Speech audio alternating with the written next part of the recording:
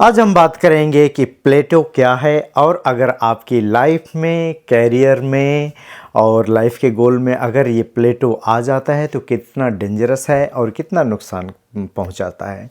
तो अगर प्लेटो का सिंपल मतलब अगर हम बताएं तो प्लेटो का जो शब्द का मीनिंग होता है वो मतलब पठार। पठार मीन्स समतल हो गया। तो हमारी लाइफ में हमारा कैरियर हमेशा ग्रो करना चाहिए, कभी अप कभी डाउन, बट ओवरऑल ग्रोथ होनी चाहिए। हमारी लाइफ हमेशा ओवरऑल ग्रोथ होनी चाहिए, हमारा नॉलेज हमेशा थोड़ा थोड़ा ग्रो होना चाहिए। तो अगर प्लेटो आ जाता है मीन्स आपका क्राफ्ट ग्रो कर रहा है, सडनली प्लेटो आ गया आपकी लाइफ में, कितना डेंजरस है, कितना दिन तक रह सकता है और क्या कास्ट करेगा।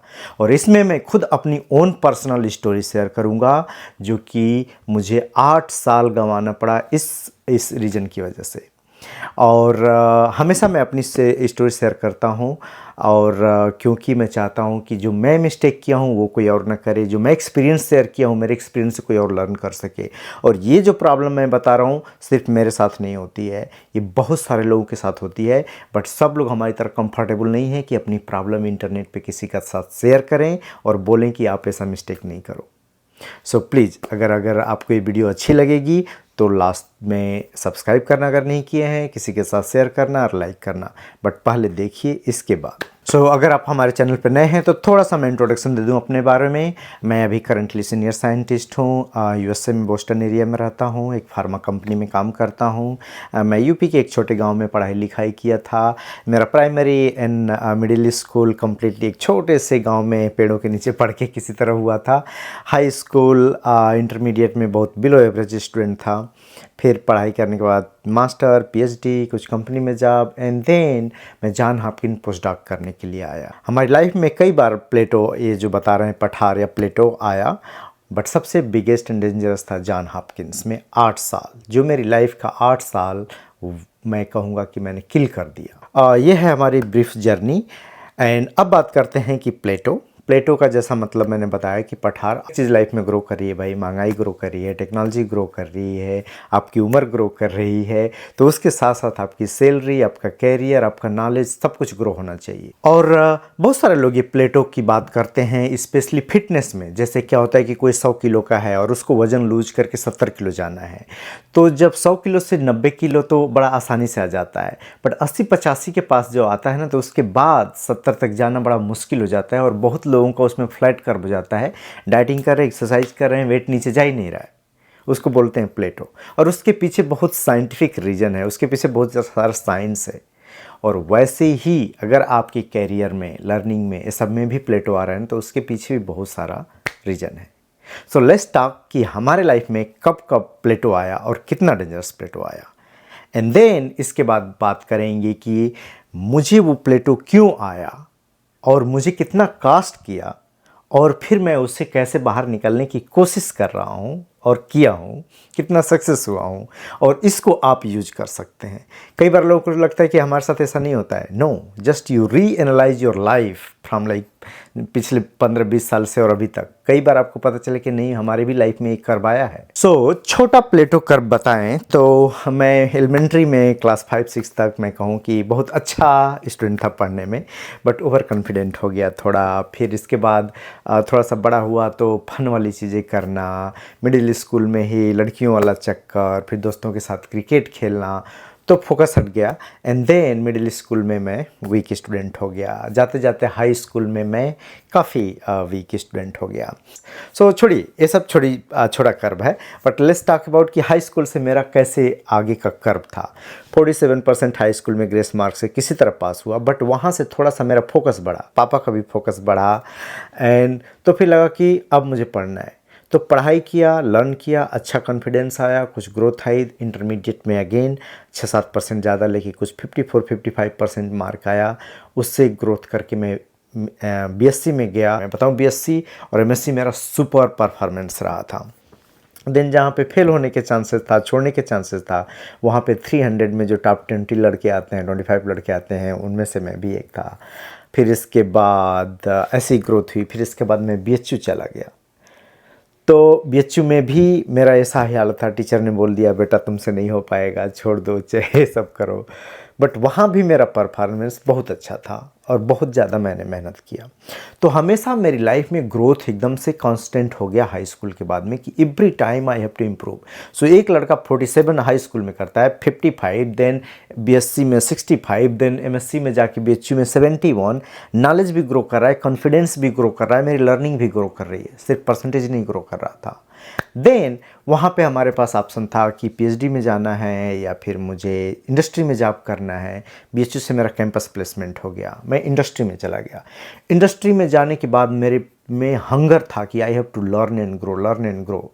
तो काफ़ी सारा अच्छा, लोग दिन में काम करते थे, उनको रात में काम करने के लिए अच्छा नहीं रहता था, बट मैं कई लोगों से, सीनियर लोगों से वहाँ से मिल के बात किया, जहाँ ट्रेनिंग के लिए गया था अहमदाबाद, कि मुझे सीखना है, कैसे सीखूंगा आप बताओ। तो बोले कि अगर रियली अच्छा से सीखना है तो रात में आओ, बहुत सारी फ्रीडम रहती है, हम रात में सिखाएंगे। तो कंटिन्यूसली 1.5 महीने में रात में जाता था। मैंने 1.5 साल में बहुत काम किया और बहुत कुछ सीखा वहाँ पे। फिर लगा कि नहीं, मुझे I have to grow even more. तो मुझे लगा कि पीएचडी करनी चाहिए। देन पीएचडी में आया। सो पीएचडी में बहुत सारी चीज़ें हुई, बट एटलीस्ट पीएचडी का मेरा जो प्रोफाइल है, मैं कहूँगा कि बिलो एवरेज नहीं था, काफ़ी ठीक ठाक है। अगर 2012 में मैं 12 पब्लिकेशन लेके आया, सारे इंटरनेशनल पब्लिकेशन लेके आया पीएचडी में, मतलब नॉलेज भी, कॉन्फिडेंस भी आया, तो इट्स वाज नॉट बैड। और प्रेजेंटेशन स्किल, राइटिंग, पेपर का हर एक चीज़ में काफ़ी एक्सपोजर मिला। यहाँ तक ग्राफ हमारा अच्छा चल रहा है। But when I come to the John Hopkins, post doc में आने के बाद मैं पोस्ट डॉक कर रहा हूँ, फिर वो सारे काम कर रहा हूँ जो पीएचडी में किया था, वैसे सिमिलर काम कर रहा हूँ। थोड़ी बहुत टेक्निक सीख रहा हूँ, नहीं, बट 1 साल, 2 साल, 3 साल, 4 साल, 5 साल, 5 साल में पोस्ट डॉक कर रहा हूँ। तो 5 साल हम पोस्ट डॉक पोजिशन पर रहते हैं कितना सीख रहे हैं। अगर आपकी 3 साल में अच्छी ग्रोथ नहीं होती है, अच्छा पब्लिकेशन, और 3 साल के बाद आप असिस्टेंट प्रोफेसर नहीं बनते हैं, then there is something wrong. अगर 5 साल में बाद भी बन जाते हैं, that is still good. But अब 5 साल बाद हो गए, फिर इसके बाद हमें बना दिया गया रिसर्च एसोसिएट फैकल्टी। सो बहुत सारे लोग फील करते हैं कि मैं रिसर्च एसोसिएट बन गया, that is A next promotion, but basically that is not a promotion, that I call it fake faculty. और यूएस में सारी यूनिवर्सिटीज़ में ये सिचुएशन है, चाहे आप हार्वर्ड ले लीजिए, एमआईटी ले लीजिए, जॉन हॉपकिंस, प्रिंसटन, यूपेन, कहीं की यूनिवर्सिटी ले लीजिए, आप असिस्टेंट प्रोफेसर नहीं बन पाते हो ना, उसी के बीच में सारी चीज़ें होती हैं। रिसर्च एसोसिएट बना दो, सीनियर साइंटिस्ट बना दो, ये सब बना दो, वो सब पोजीशन फैकल्टी वाली। लॉन्ग स्टोरी शॉर्ट, कि अगर आप 3 से 5 साल के अंदर असिस्टेंट प्रोफेसर नहीं बनते हो और उसी पोजीशन पे हो, that is a flat curve. और कितना उसमें आपने लर्न किया है वो आपको कैलकुलेट करना है, कितना आप किया है। अगर वहाँ के बाद वहाँ पोजीशन नहीं मिलती, कहीं और जाते हो, तो असिस्टेंट प्रोफेसर नेक्स्ट मिलेगा या नहीं मिलेगा। देन हमें रिसर्च एसोसिएट मिला, जिसको मैं फैकल्टी बोल रहा हूँ। ट्रू पोजीशन नहीं होती है, पोस्टडॉक की तरह ही होती है। देन अनदर, उस पर मैंने 4 ईयर वो किया। तो अगर मैं कंपेयर करूँ कि 8 ईयर्स में, मैं टोटल 8 ईयर्स 8.5 ईयर्स वहाँ किया था, तो 8.5 ईयर्स 8 ईयर्स में मेरा क्या लर्निंग रहा। क्या मैं मास्टर्स जब पीएचडी करने गया तो जितनी लर्निंग मेरा ग्रोथ हुई, उतना यहाँ पे 8 साल में हुई जो वहाँ 5 साल में हुई? नहीं। मेरा फाइनेंशियल ग्रोथ जितना होना चाहिए यहाँ पे 8 साल में, वो हुआ नहीं हुआ। मुझे पोजीशन कोई ऐसी मिली जिस पे मैं प्राउड फील करूँ कि I have got this position and that's worth it? No. So ये बिगेस्ट फ्लैट क्रॉप था मेरी लाइफ का, और that destroyed my career for really hard. मतलब क्या मतलब बताऊँ, बहुत वे में डिस्ट्रॉय कर दिया। Then I decided to get out of that plateau. So अब हम लोग बात करते हैं कि ये प्लेटो किसी की भी लाइफ में आता है या मेरी लाइफ में आया तो क्यों आया। फर्स्ट जो रीज़न होता है ना, कि फीलिंग सेंस ऑफ अचीवमेंट। मतलब हमको लगता है कि अरे यार, हमने काफ़ी अचीव कर लिया। हम बड़े छोटे से गांव से हैं, बड़े बुरी हालत में किसी तरह लड़ाई करते करते बहुत सारा स्ट्रगल करके यहाँ तक पहुँच पाए। तो जॉन हॉपकिंस में आ गए, यूएस की बड़ी यूनिवर्सिटी में आ गए, अमेरिका में आ गए, आई एम फीलिंग सेटिस्फाइड। ठीक है, तो ये जो सेंस आपको फीलिंग आने लगती है कि सेटिस्फाइड हो गए ना, वो बहुत डेंजरस होती है। दैट काजेज लाइक प्लेटो। क्यों? कि आपको लगता है कि okay, I am now at good position, आप काम करते हो, लाइफ चल रही है, इंजॉइंग, दैट्स ऑल। सो एक रीज़न ये था। सेकेंड चीज़, हमेशा गोल क्लियर होना चाहिए। जैसे हमारा बीएससी के बाद गोल क्लियर है कि हमें मास्टर में जाना है, मास्टर पढ़ते पढ़ते हमने गोल क्लियर किया कि नहीं अब मुझे पीएचडी नहीं, इंडस्ट्री में जाना है। जब वन आई एक्सपीरियंस इंडस्ट्री को एक्सपीरियंस किया तो मुझे लगा इंडस्ट्री में और ग्रो करने के लिए मुझे पीएचडी चाहिए।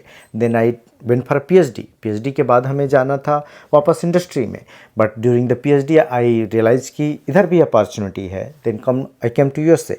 तो गोल क्लियर था, हर 2 साल पे गोल है, एक टारगेट है, उसको अचीव कर रहे हैं। बट पोस्टडॉक में आने के बाद वो हमने गोल और टाइमलाइन फिक्स नहीं किया। मास्टर आपको फिक्स है कि 2 साल में मास्टर करना है, बट यहाँ पे हमने वो फिक्स नहीं किया कि हमें 3 साल मैक्सिमम पोस्टडॉक करना है, 4 साल करना है, 4 साल बाद मुझे ये पोजीशन चाहिए। तो गोल हमारा उतना क्लियर नहीं था। सो अनदर जो बिगेस्ट प्रॉब्लम होती है परफेक्शनिज्म। ओके, हर चीज़ में हम लोग परफेक्शन खोजने लगते हैं कि ये हो जाएगा तभी हम ये काम करेंगे, ये हो जाएगा तभी हम काम करेंगे, या हमारा इतना पब्लिकेशन हो जाएगा तो असिस्टेंट प्रोफेसर अप्लाई करेंगे, 3 साल एक्सपीरियंस 5 साल हो जाएगा देन हम इंडिया में प्रोफेसर के लिए अप्लाई करेंगे, असिस्टेंट प्रोफेसर के लिए। तो हर एक चीज़ की ना परफेक्ट सिचुएशन हम लोग खोजने लगते हैं जो कि लाइफ में कभी नहीं आती है, और वो स्लोली इंडअप हो जाती है और लॉन्गर टाइम में आप सेम पोजीशन पर रहते हो तो वो प्लेटो आ जाता है। The another reason is procrastination. मतलब प्रोकास्टिनेशन सिंपल मतलब हम चीज़ों को टालना, आज नहीं कल करेंगे यार, अभी बाद में करेंगे यार, अभी बाद में। तो आप हर पर डे का भी गोल में आपका प्रोकास्टिनेशन है, आपका मंथली गोल में भी है, वीकली में, और क्या बोलते हैं ईयरली गोल में भी है, और कैरियर के गोल में भी। हर एक चीज़ को अब जब टालने की हैबिट आ जाती है ना, तो हर एक चीज़ को ऐसे अरे यार ठीक चल रहा है, ठीक चल रहा है, चलो। तो वो प्रोकास्टिनेशन वाली भी चीज़ है ना, कई बार उसी के कंफर्ट में आपको रखे रह जाती है। क्या है, आपका जॉब चल रहा है, ठीक है, सैलरी आ रही है, सब कुछ चल रहा है। So another biggest reason is comfort zone, ठीक है, और being at very safe place. और मैं बताऊं कि अगर मैं शायद इंडिया में रहता तो ज़्यादा स्ट्रगल करता, ज़्यादा प्रॉब्लम फेस करता, ज़्यादा फाइट करता एंड बेटर करता। बट यहाँ पे आने के बाद इतना कंफर्टेबल प्लेस, इतना बेस्ट प्लेस मिल गया, तो अरे बहुत कुछ एंजॉय करने के लिए है, कंफर्टेबल भी है, सब कुछ रिलैक्स है, यहाँ पे फ्लेक्सिबिलिटी दे दिया है प्रोफेसर, आप जब आइए तब काम कीजिए। तो वो जो कंफर्ट में आप जब रह जाते हो ना 2-3 साल, then it become really hard to get out of that comfort zone. और जब वो कंफर्ट जोन से बाहर नहीं निकलते पाते हो तो और 3-4 साल उसमें इंडअप हो जाते हो। देन क्या होता है, प्लेटो आ गया। क्यों, सैलरी बढ़ नहीं है, नॉलेज नहीं बढ़ रहा है आपका, तो वो प्लेटो आ रहा है। जो मुझे कई बार ऐसा लगता है, बहुत सारे मेरे दोस्तों के साथ है कि मैं देखा हूँ कि बहुत ही पुअर फैमिली से, बहुत ही ऐसी सिचुएशन से आए हैं कि जहाँ हर चीज़ के लिए फ़ाइट करना था, फूड के लिए, क्लोथ के लिए, लाइट्स के लिए, पैसा के लिए, कहीं भी फार्म भरना है, हर एक चीज़ से फाइट करना था। उस टाइम पे बेस्ट परफॉर्म किए हैं और फाइट करते करते काफ़ी अच्छे पोजीशन तक आए हैं, जैसे मैं आया। बट सडनली ना कई बार कुछ अचीव कर लेते हैं, एट सर्टेन पॉइंट तक पहुंच जाते हैं ना, तो लगता है यार बहुत टाइम से फाइट कर रहे थे, बहुत हो गया यार, अब मैं चिल करना चाह रहा हूँ, अब इंजॉय करना चाह रहा हूँ लाइफ, ठीक है। और देन यू गेट रिलैक्स्ड और वो इंजॉय करने लगते हो, और फिर लगता है कि अब नहीं, थोड़ा लाइफ इंजॉय करना है, and slowly you start enjoying more, ज़रूरत से ज़्यादा। एंड फिर आप इतना इन्जॉयमेंट में और इतना रिलैक्स हो जाते हो कि आप ये भूल जाते हो कि एवरी मंथ हमको लर्न करना है, एवरी ईयर आपको लर्न करना है, एवरी ईयर हमको ग्रो करना है। मेरा 3 साल का करियर का टारगेट है, लाइफ का टारगेट है, इस सारी फैमिली का टारगेट है, वो सब फिक्स करना है, हमें उस पर अचीव करना है, और भूल जाते हो। Then you end up spending long time at the same position. Plateau, that is what we call plateau. कई बार जो होता है कि फैमिली भी का जो इवेंट होता है वो कंट्रीब्यूट कर देती है। जैसे मेरा डिसाइड कर लिया था कि पोस्टडॉक पोजीशन जो है मेरे लिए ठीक नहीं है 3-4 साल में, बट मेरी माम को कैंसर हो गया, मेरी फिर वाइफ जो है उसके फादर को कैंसर हो गया, फिर हम लोग उसमें स्टक कर गए। उससे जैसे बाहर आए तब तक हमारा वीज़ा का इश्यू स्टक हो गया, और यूएस में है तो आपको पता होगा वीज़ा डिपेंडेंसी हो जाती है, प्रोफेसर के ऊपर डिपेंडेंसी हो जाती है। और फिर इसके बाद हमारा जब वीज़ा का सब हुआ था उसी टाइम पे प्रॉब्लम, फिर प्रेगनेंसी हो गई। देन सडनली आप एलोन अमेरिका में हो, तो ये सारी चीज़ें भी और भी कंट्रीब्यूट कर दी इसकी वजह से, और मैं वहाँ पे ज़्यादा दिन रुक गया। Without growing my salary, without growing my knowledge, without growing my position, means plateau. So ये सारी चीज़ें कंट्रीब्यूट करती हैं हमें लाइफ में प्लेटो आने के लिए, और ये सारा सिचुएशन क्रिएट होने के लिए सारी चीज़ें कंट्रीब्यूट करती हैं। नेक्स्ट स्टेप आता है रियलाइजेशन, कि ये हमें रियलाइज होना चाहिए कि हमारे कर्व लाइफ में कर्व आ गया है, फ्लैट कर्व आ गया है, वो डेंजरस है। ठीक है, पहली चीज़ तो ये, अब क्वेश्चन आ रहा होगा आपके दिमाग में कि भाई फ्लैट कर्व में क्या प्रॉब्लम है, लाइफ चिल होके चल रही है, ठीक है, क्या दिक्कत है, एटलीस्ट नीचे तो नहीं जा रही है। यस, डेफिनेटली लाइफ आपकी इस तरह जा रही है, नीचे जाने लगी वो तो बहुत गड़बड़ है। फ्लैट आ गई, नीचे जाने वाले से तो बेटर है कि फ्लैट रहे। बट लाइफ में हमेशा ग्रो करना है। जैसे आपका सैलरी ग्रो होनी चाहिए, आपका नॉलेज ग्रो होना चाहिए, आपकी पोजीशन ग्रो होना चाहिए, क्योंकि पोजीशन ग्रो नहीं होगी ना तो यू विल नेवर फील, जैसे आप सीनियर होकर जूनियर पोजीशन पे काम करेंगे ना, you never feel satisfied. Okay, आपकी लाइफ की जो क्या बोलते हैं इन्फ्लेशन, लाइफ का इन्फ्लेशन, जैसे कि बच्चों होना, फिर गाड़ी खरीदना, घर खरीदना, बच्चों का बड़ा होना, फिर उनके एजुकेशन के लिए जो लाइफ का इन्फ्लेशन है ना, उसके लिए मनी चाहिए, तो आपकी सैलरी भी ग्रो होना चाहिए। और जो रेगुलर इन्फ्लेशन है वो भी ग्रो हो रहा है, तो हर एक चीज़ आपके सराउंडिंग में रहती है। तो आप जितना और नॉलेज गेन करते हो, एक्सपीरियंस गेन करते हो, प्रोफेशनल लाइफ में, करियर में, लेडर में ग्रो करते हो, तो यू फील गुड। बट जब फ्लैट रहते हो ना तो कुछ दिन तो सही रहता है, बट उसके बाद यू स्टार्ट रियलाइजिंग कि आई एम नॉट हैप्पी। तो वो हमें नेक्स्ट स्टेप में आता है कि हमें रियलाइज़ करना है कि ये मेरे में फ्लैट कर्व है या नहीं है। अगर आपको ये अभी पता नहीं है तो फर्स्ट आपको एनालाइज करना चाहिए कि हमारा करियर का ग्रोथ ट्रेजेक्टरी पास्ट में क्या रहा है, और अभी जो मैं कर रहा हूँ ये क्या सही है, और मैं 3 साल बाद, 2 साल बाद, 5 साल बाद, 10 साल बाद हमारा करियर गोल क्या है, मैं उसके हिसाब से काम कर रहा हूँ। अगले 3 साल में वहाँ पे मुझे मिल जाएगी पोजीशन। तो ये सारी चीज़ें जब रीअनालाइज करेंगे, then you will find out कि हम सही ट्रैक पे हैं या नहीं हैं। और कई बार अगर टाइमली रीअनालाइज कर लिए अपना सारा ये सारी चीज़ें, तो मे बी आपके लाइफ में फ्लैट कर्व नहीं आएगा, यू विल अवॉइड। मैंने जो रियलाइज़ किया, first of all frustration at work. ठीक है, हम वही रूटीन काम कर रहे हैं, रोज़ वो रोज़ प्रोफेसर बोल रहा है ये करो ये करो, उससे ज़्यादा नहीं करो। अबे ग्रांट लिखने के लिए नहीं, तुम काम करो, मैं ग्रांट लिख लेंगे। अच्छा ठीक है, कोई स्टूडेंट दे दो, पीएचडी स्टूडेंट दो, हम काम कराते हैं। नहीं, तुम ही काम करो। तो सर्टेन टाइम बाद आपको मुझे लगा फील कि नहीं मैं हैप्पी नहीं हूँ वर्क पे। कई बार फ्रस्ट्रेशन की वजह से मैं हीटेड डिस्कशन कर लेता था प्रोफेसर से। प्रोफेसर की कोई फॉल्ट नहीं थी, it was my fault. So heated discussion हो जाता था, हैप्पी नहीं है, एंड मोटिवेशन नहीं है काम करने में। और दूसरी चीज़, जो फैमिली की और जो फाइनेंशियल नीड है वो फुलफ़िल नहीं हो रही है, तो घर पे भी प्रॉब्लम हो रही है। तो फिर मुझे लगा कि यार यही मैं फ्यूचर लेके आया था America, this is the future I want. क्या इसीलिए मैं अपना गांव छोड़ के इतनी मेहनत करके ये सब किया था? This is the life I want. तो सेल्फ इवेल्युएशन करने लगते हम लोग कि नहीं यार, इस सिचुएशन से मुझे निकलना है, जितना लेट करूँगा मैं नहीं निकल पाऊँगा। सो ये सारा मेरे साथ होने लगा, एंड देन मैं और मेरी वाइफ दोनों लोगों ने डिसाइड किया कि हम लोग को हर हालत में यहाँ से निकलना है। एकेडमिक रिसर्च में अब हमें नहीं रहना है, ना हमारी ग्रोथ है। और अगर आपकी एकेडमिक में ग्रोथ है तो वहाँ रहिए, नहीं ग्रोथ है तो निकलिए। कहीं भी आप इंडस्ट्री में हो, एकेडमिक में हो, कहीं भी आपका करियर की ग्रोथ, सैलरी की ग्रोथ, पोजीशन की ग्रोथ, आपकी हैप्पीनेस रहनी चाहिए उस जॉब में।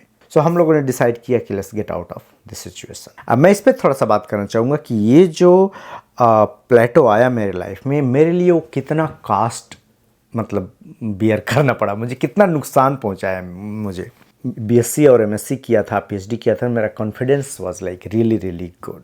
मुझे हमेशा मतलब ऐसा नहीं लगता था कभी कि मैं किसी से कम जानता हूँ कोई चीज़, अपने सराउंडिंग में जितने और भी लोग हैं। तो हमेशा मुझे अच्छा कॉन्फिडेंस दिया। बट ये 8 साल स्पेंड करने के बाद I lost my confidence which was really really really bad.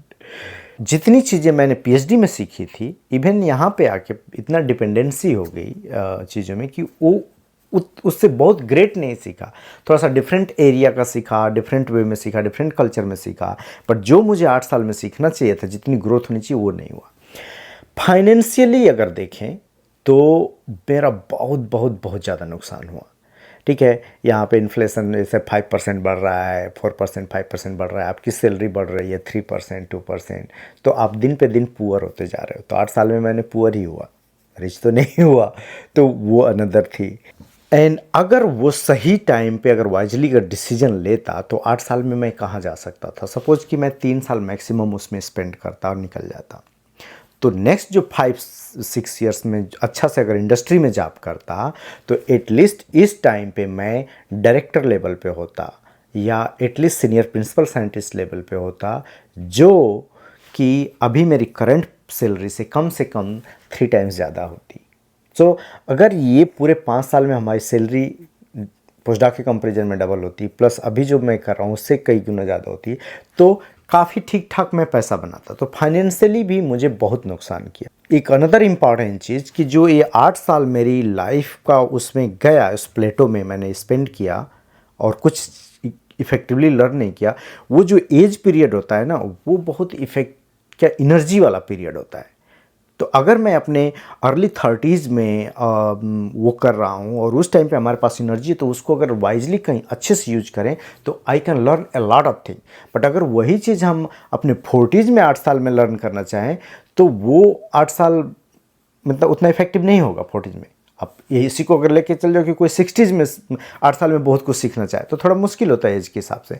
तो वो जो हमारे एज और जो प्रोडक्टिविटी का जो पीरियड था ना, बहुत अच्छा था, तो उसमें ही मैंने 8 साल नुकसान किया, जो कि और भी डेंजरस था। सो करियर ग्रोथ 0, पोस्टडॉक से रिसर्च एसोसिएट हुए जो कि सेम था, बस पोजीशन लिख दिया आईडी पे, आपके पोजीशन में कोई चेंज नहीं, आपकी सैलरी में कोई चेंज नहीं, इवन सैलरी लो ही हो गई क्योंकि 2 साल बाद जो नए पोस्टडॉक आ रहे थे उनकी। सो नेक्स्ट स्टेप इज़ कि how to get out of this situation, और हम लोग को कैसे इस सिचुएशन से बाहर निकले हम दोनों।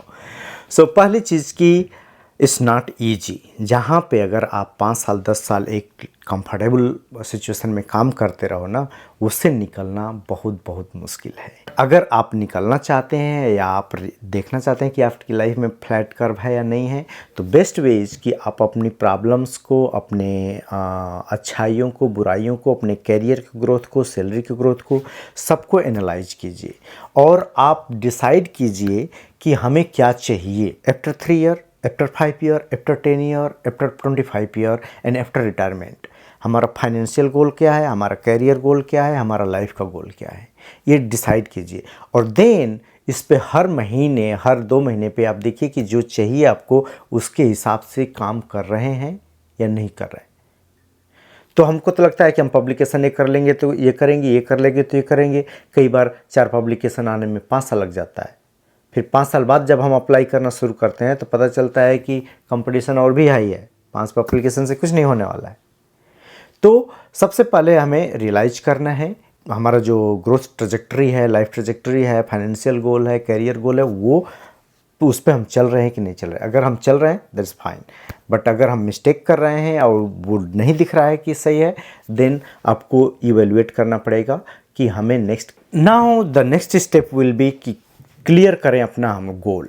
जैसे बोला कि गोल एक मेजर प्रॉब्लम होता है कि हमको यहाँ पे ज़्यादा टाइम रख देता है, तो हमको गोल क्लियर करना है और उसके लिए रियलिस्टिक टाइमलाइन डिफाइन करना है और उसके हिसाब से ऑनेस्टली काम करना है।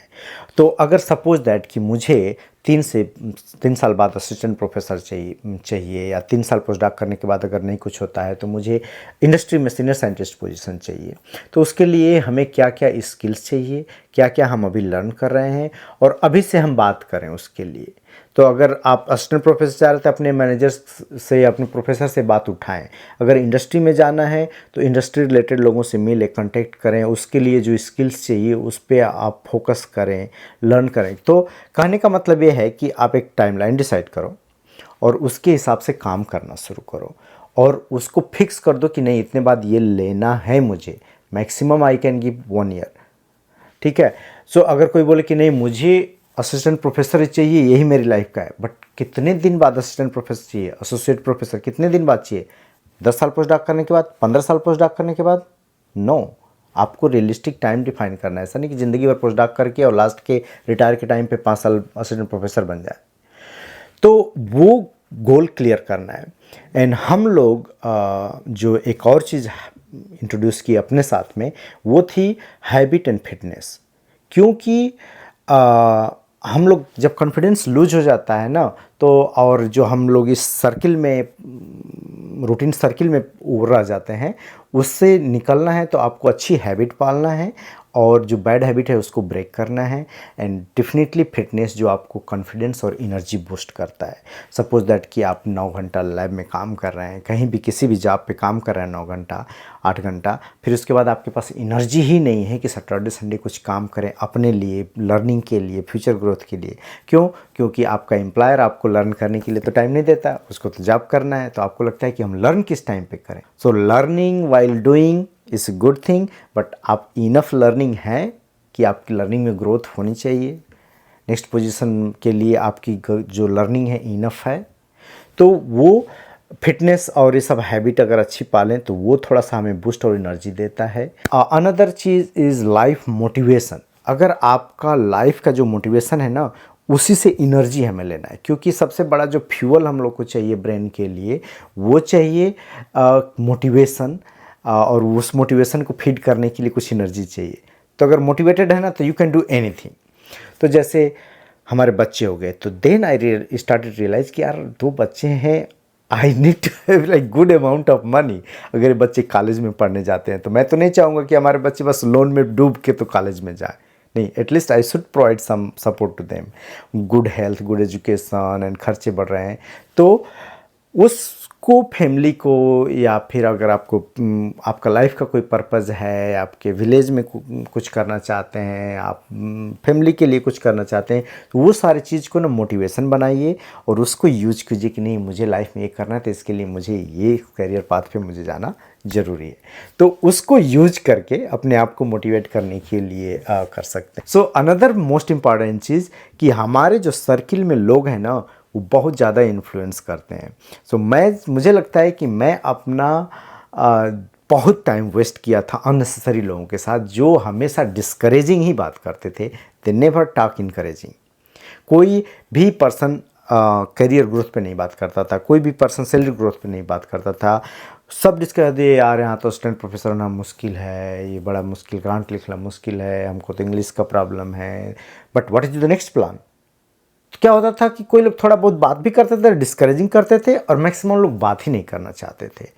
तो बट बात करना ज़रूरी है। आप असिस्टेंट प्रोफेसर नहीं बन रहे हैं, नहीं वहाँ पे हो पा रहे थे, इसका मतलब ये नहीं कि आपके में कोई टैलेंट नहीं है। There are so many thing you can do and earn more than an assistant professor basically. ठीक है, तो वो आपको बात करना चाहिए। तो हमने बहुत सारे फ्रेंड्स के साथ जो टाइम वेस्ट किया, that was not a good circle. So आप बात करना शुरू किए। अगर लोग बात कर रहे हैं तो उस पर डिस्कशन फर्दर कीजिए, ज़्यादा कीजिए।